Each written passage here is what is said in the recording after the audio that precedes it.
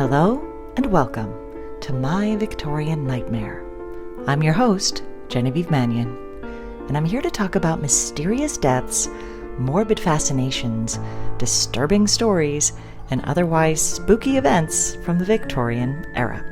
Because to me, there's just something especially intriguing, creepy, and oddly comforting about horror and mayhem from the 19th century. So, listener discretion is advised. Hi friends, thank you so much for joining me for my 5th podcast. I really appreciate that despite how terrible all this information is, you keep joining me. Much obliged. I do have to apologize though, because today I've got a little birdie outside my window and my audio editing skills just simply cannot contend with his gusto. So from time to time, not the whole time, but time to time, you may hear my little co-host. There's nothing I can do. I'm a vampire, not an audio engineer. I am trying though. I'm trying to get better. New microphone, etc. For the time being though, thank you very much for your understanding. Today, we're going to dive into the life and times of a Ms. Mary Mallon, otherwise known as Typhoid Mary. Much to her chagrin, believe it or not, she wasn't too fond of the nickname. She was born on September 23rd in 1869, but she lived almost to see the beginning of the Second World War in 1938. She died after being held in an asylum on North Brother Island in New York for almost 30 years of forced quarantine. I'm going to discuss how she came to find herself there. I'm also going to dip into the dark history of the asylum where she stayed, and we're going to talk a little bit about typhoid itself, the unhelpful ways they try to treat it, and some other fun disease trivia, like, for example, between 2 and 4% of folks who contract typhoid, otherwise known as enteric fever or typhoid fever, will go on to be chronic carriers of the germ even after treatment. They will remain asymptomatic, but they can still spread the bacterial disease for up to a year. So Mary was hardly a rare case. She was just the first to be discovered. Typhoid in Mary's time was an incurable disease, and no vaccine existed yet. It's believed the disease was responsible for a widespread plague in 430 BC, so we all go way back with this one. It's believed that Jamestown, an English colony in Virginia in 1624, was almost wiped out by typhoid. It killed more than 6,000 settlers there. In the later centuries, war spread typhoid better than anything, and over 80,000 soldiers died of it in the Civil War. The Spanish-American War also led to mass infections. My aunt has what she believes is a typhoid mass grave in her backyard from that time period in New Hampshire. I don't know if she has plans to have anyone find out for certain. I'll keep you posted if she does. For those of you who are unfamiliar with the signs and symptoms of the disease, I'll try to keep it as not gross as possible. It has 3 stages. Each lasts about a week. In the first week, the victim experiences fever, malaise, headaches, coughs, bloody noses, and abdominal pain. Second week, people are too tired to get up. They experience delirium, rose-colored spots on their chest and abdomen, rattling breathing sounds, distended abdomen, diarrhea or constipation, enlarged spleen and liver, and that's just the second week. In the third week, more delirium, dehydration, pneumonia, a strange symptom called muttering delirium or coma vigil. This is where patients will start picking at bedclothes or imaginary objects. I'll leave it there. It's horrifying, traumatizing even to endure if you're lucky enough to survive it, which, in Mary's time, 10 to 20% of cases ended in death. Luckily now, that number is less than 1%. There are vaccines to prevent it, but you still find it circulating in South and Southeast Asia, Central and South America, and the Caribbean. As mentioned, typhoid thrived in wars like the Civil War, and the ways they would treat soldiers who contracted it was to treat the symptoms, often in ways that would only make things much worse. For example, they would use opiates, turpentine, quinine, capsicum, and ammonia. They would also use cupping, kind of like hippies do. Send all hippie hate mail to myvictoriannightmare@gmail.com. There were a few more things that they did. Blistering, whiskey, brandy, and leeches. All of which were common treatments for most medical problems having to do with soldiers at that time.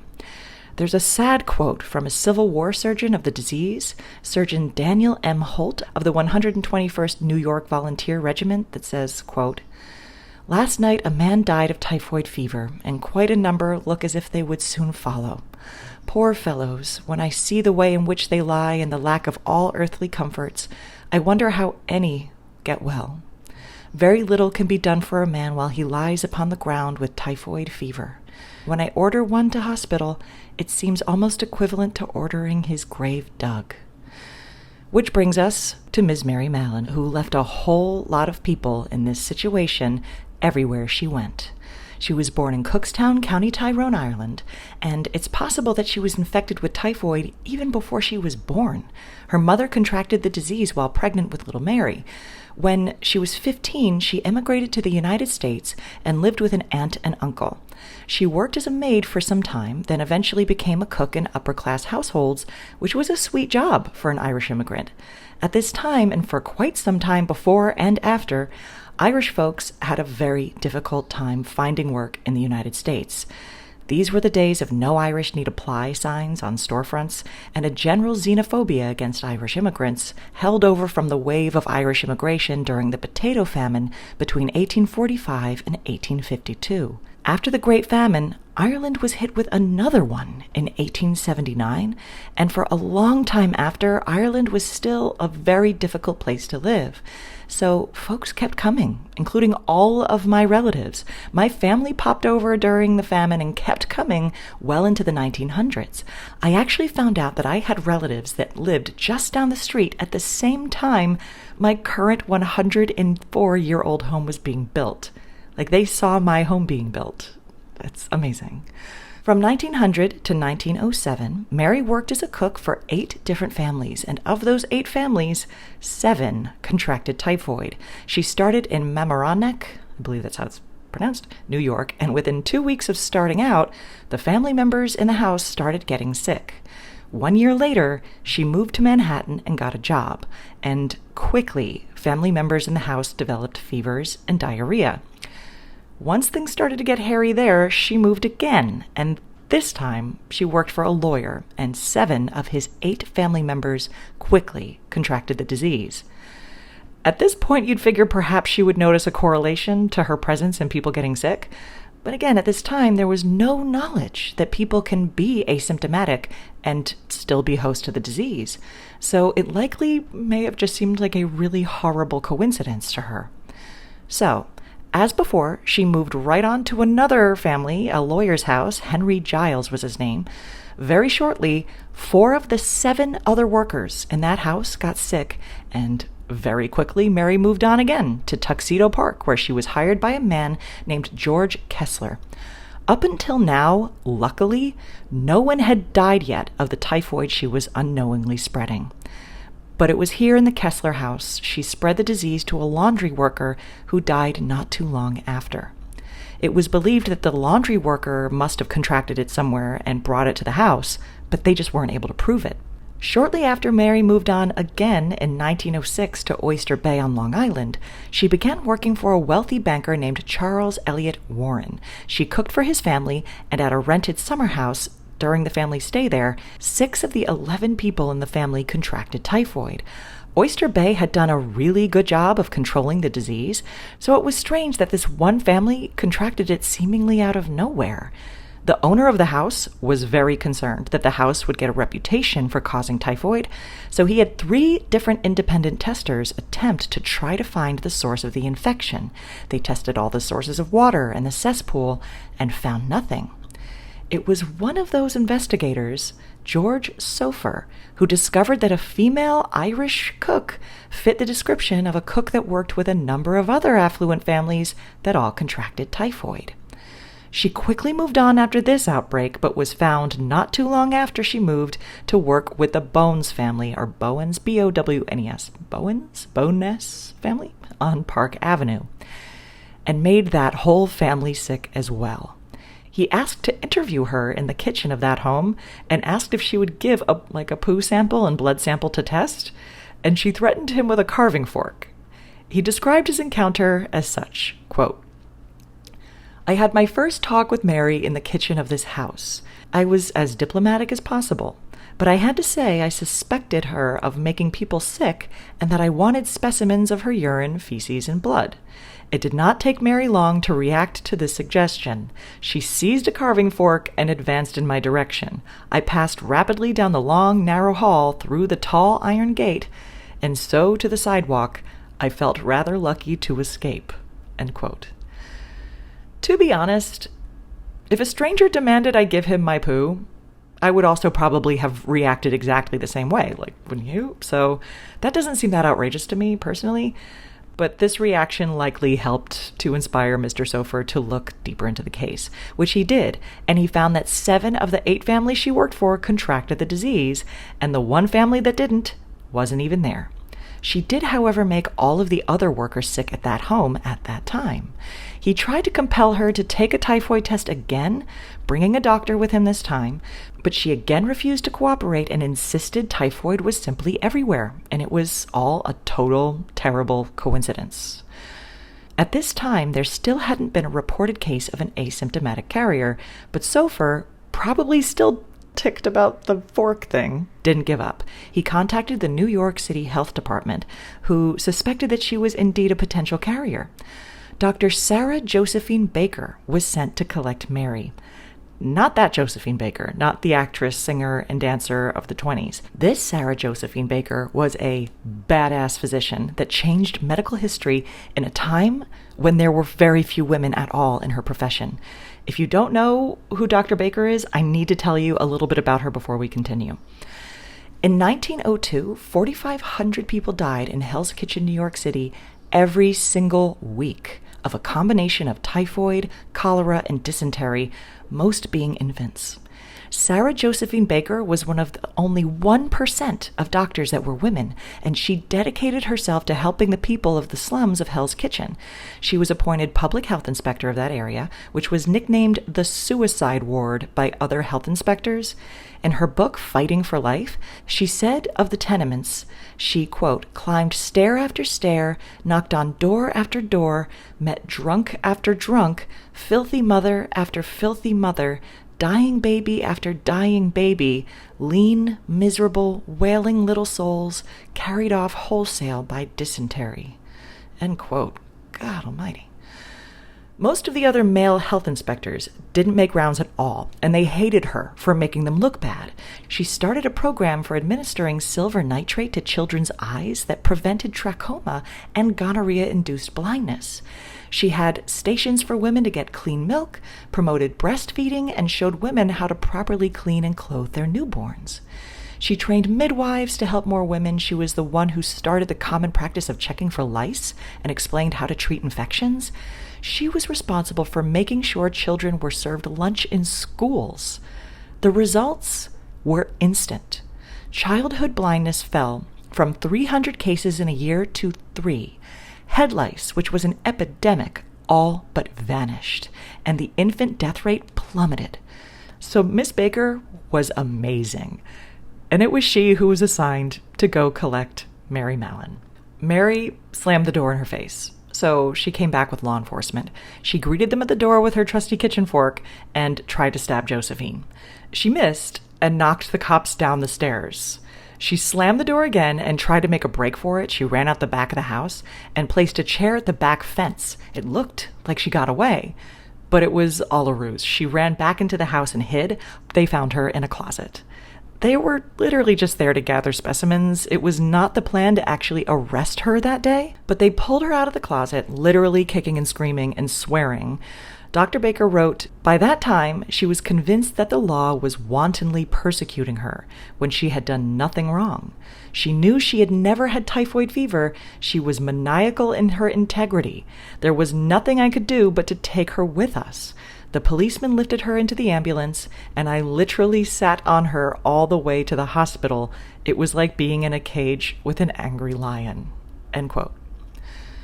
Mary suffered a nervous breakdown after being taken to Willard Parker Hospital. It all sounds very scary and terrible, but she could have just offered that sample.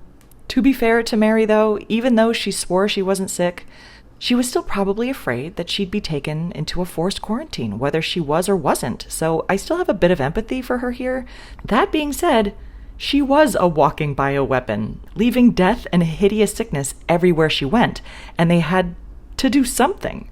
So for 4 days, she wasn't allowed to go to the bathroom by herself, and when they finally gathered a sample, it was found that she had a massive amount of typhoid bacteria in her gallbladder. She admitted that she never really washed her hands, which wasn't uncommon. The concept of germs and spreading disease on hands was not at all fully accepted yet. And even though cooking food would generally kill bacteria spread from hands, her specialty was a peach sorbet with chopped raw peaches, which was likely a perfect vehicle for spreading the disease. At this time, she was sentenced to quarantine in an asylum on North Brother Island in New York. She gave samples 3 times a week, but still insisted she didn't have the disease. Authorities suggested that she could have her gallbladder removed, as it was believed that's where the bacteria built its little colony, but she refused, and for good reason. That was a very dangerous surgery that killed a number of people, so you can't really blame her for that. But here's the thing, and this is where a debate about whether or not her treatment was fair at this time comes into focus. Mary refused to do anything other than work as a cook. Being a cook made her enough money to support herself as a single Irish woman almost in her 40s, and there weren't really any other jobs that would allow her to do that, at least not for the amount of money that she felt she needed to live. She didn't have other skills or received any education in any other trade. She also had become accustomed to working in lovely environments with wealthy families. To be fair, she almost killed all of them, but because of this, she didn't have a home of her own. She lived with the families that she worked for. But again, going back and forth here, George Sofer, the investigator, wrote an article about her case in the Journal of the American Medical Association and offered to write a book about the situation and give her royalties from the sale of the book. But she refused. She locked herself in the bathroom of her room until he left. He was the one who not only got her caught, but also coined the term Typhoid Mary in the American Medical Association Journal, which she absolutely hated. In a letter to her lawyer regarding a doctor she believed was mistreating her, she said, quote, "I have been a peep show for everybody, even the interns that come to see me and ask about the facts already known to the whole wide world. The tuberculosis men would say, there she is, the kidnapped woman. Dr. Park has had me illustrated in Chicago. I wonder how the said Dr. William H. Park would like to be insulted and put in the journal and call him or his wife Typhoid William Park." End quote. And you should all be grateful I did not attempt an Irish accent. I thought about it, but I would have embarrassed myself and shamed my family. Let's take a quick detour and talk about this asylum where Mary was kept. Today, North Brother Island off the coast of the Bronx, in the middle of the East River, is an abandoned place full of dilapidated ruins of the old asylum. Ugh. It's essentially the stuff of nightmares, and you can only get there with a special permission from the city. You can find all kinds of pictures of it online. It looks like Silent Hill on the inside. It's terrifying. Back in 1885, the island became a quarantine for people carrying deadly diseases like smallpox and eventually typhoid. That includes our girl Mary. It later became housing for World War II veterans, and in the 1950s it became a hellish center for teenage drug users. It was eventually shut down in 1964 after horror stories came out about it. The doors of many of these rooms were retrofitted into seclusion rooms with sheet metal reinforcements and heavy deadbolts that were used for withdrawal management, among other creepy details. This, by the way, was not the inspiration for American Horror Story's Asylum series. That was Willowbrook, just to clear that up. It was, however, supposedly the inspiration for the Broadway play Does a Tiger Wear a Necktie?, which helped to launch the career of Al Pacino. Over the years, visitors of the island swear they've seen a female spirit wandering the corridors of the old hospital. Staff members of the hospital during the era had stories themselves. There is supposedly an example of an orderly who said he followed a woman down a corridor and saw her walk into one of the rooms. He ran after her, but when he got there, she was gone. Was it Mary? Not likely. I don't think she was allowed in the actual hospital much. She had her own little area. But there's another, somehow more horrifying story related to the island. It was the location of the worst maritime disaster of the 20th century in the entire country until the Titanic surpassed it 8 years later in 1912. Let's talk about that real quick before we get back to Mary. Few people have ever heard this.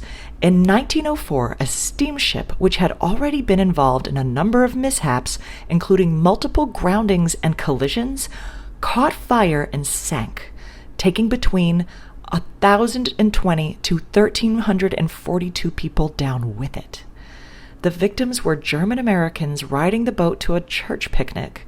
It's believed a cigarette or match started the fire in the forward cabin or lamp room of the ship. A 12-year-old boy tried to warn the captain, but he thought he was lying. He said full steam ahead, and 10 minutes later, he was told by another person who he actually believed, but by this point, the ship was becoming engulfed in flames. He had the ship steered to the beach on North Brother Island, where he jumped to safety into the shallow water there. You can certainly blame the captain, but none of the safety equipment was maintained, and none of it worked on the ship. The lifeboats were tied up and inaccessible. The main fire hose was full of holes, and survivors said life preservers fell apart in their hands. Mothers wrapped their children in them and threw them overboard only to watch in horror while they sank. Most of the people on the boat were women and children, and most could not swim, and their bodies washed up on North Brother Island 4 hours after the fire. Another insane fact, the life preservers actually had lead weights in them. The company that manufactured them included lead weights within the cheap cork to meet a weight requirement for good cork. So they were literally sinking anyone wearing them to the bottom. The company was indicted, but none convicted, because the life preservers had been hung uncovered on the ship for 13 years, exposed to the elements, and were already falling apart. The only person held responsible for the tragedy was the captain, although most of the crew thought that he was being scapegoated and believed the owners of the ship and government inspectors whose job it was to check the safety equipment were really to blame. The captain got 3.5 years in prison. There is a marble memorial fountain in the north central part of Tompkins Square Park dedicated to the Sympathy Society of German Ladies that says, "They are Earth's purest children, young and fair." This tragedy happened 2 years before Mary would find her way to the island. So let's pick it back up with our Mary. After 3 years in quarantine, she still refused to believe that she carried the disease at all, which made things difficult. She refused to listen to suggestions that she just needed to learn how to properly treat her condition, wash her hands, take precautions, not work in food service. But again, she believed she couldn't support herself any other way, but also refused to take her condition seriously at all. She had an independent laboratory test her samples, and some of them actually came back negative. In fact, a fourth of her tests taken in the asylum also came back negative. It's unclear, however, how reliable these tests were at the time. That may have commonly happened. But this reinforced her belief that she held until she died that she wasn't carrying the disease. After those 3 years of her first quarantine, other folks had been discovered to be carriers as well, and it was decided that carriers can no longer be held in quarantine by the New York State Commissioner of Health, and she could be freed if she simply decided to stop working as a cook and take steps to avoid transmitting the disease, which they now understood better at this time. She signed an affidavit that she would indeed follow hygienic precautions, and she said she found employment as a laundry worker. This job paid considerably less than a cook's position, only $20 a week as opposed to $50 she made as a cook. She also wounded her arm on this job and couldn't work at all for 6 months after, so she changed her name and started working as a cook again. Agencies that placed cooks for affluent families knew who she was, despite her fake names, and refused to hire her. But she was able to become a cook in kitchens, restaurants, hotels, spas, and everywhere she went, typhoid broke out. She just couldn't stop doling out that peach sorbet. She made sure to change jobs frequently so she wouldn't be found, which frankly, to me, this ends all debates about whether it was fair that she was treated the way she was, she continued to make people sick. She knew she was doing this. She didn't take any precautions to prevent it. She just kept doing this. And worst of all, she then started working as a cook in a maternity hospital. Sloan Hospital for Women in New York was where 25 people became sick and 2 died shortly after. Coincidentally, the hospital called George Sofer, the guy who discovered Mary was a super spreader, to come and do an investigation into the source of the outbreak. And who did he find? His old friend Mary. She tried to make a run for it, but police caught up with her when she was taking food to a friend on Long Island. I hope they turned out okay. She was returned to quarantine on North Brother Island on March 27th, 1915, where she would stay for another 23 years. She was given a private 1-story cottage on the island. 3 years later, she was allowed to take day trips to the mainland and got a position on the island as a lab technician for pathologists. Sadly, she suffered a stroke in 1932, which left her paralyzed on one half of her body. She died 5 years later of pneumonia at age 69. Her funeral was attended by 9 people.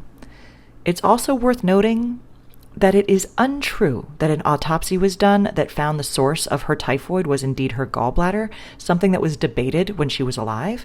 That autopsy was never actually done, so they never found the source of the bacteria in her body. It is believed that she infected between 51 and 122 people and caused up to 50 fatalities. It is only 100% confirmed that she caused the deaths of only 3 people. But damn it, Mary.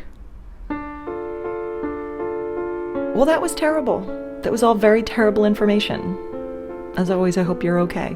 Here's something to make you feel a little better. From the 1980s through the early 2000s, North Brother Island supported one of the area's largest nesting colonies of the black-crowned night herons. It's now host to a number of wading shorebirds, as well as barn swallows that you can actually see flying over the island. And that's nice. I humbly ask that if you enjoy this podcast, please rate it on Spotify. I currently have 6 ratings. Can you bring me to 10 after this episode? I would be truly grateful. I also want to thank my close friends for being such amazing hype men and women for my work. Lauren, Kabir, and Mallory, you guys have been making me feel so nice. Thank you from the bottom of my heart. It's been a difficult time in my life for some time, and it means so much to have friends that encourage the ways that I'm trying to heal, morbid and disturbing as they may be. This podcast is really helping me to feel more grounded during this time. So again, thank you. It really means everything to me. You'll find all of my references for the information in this episode in the show notes. Please be kind to yourselves, and I will see you in your nightmares.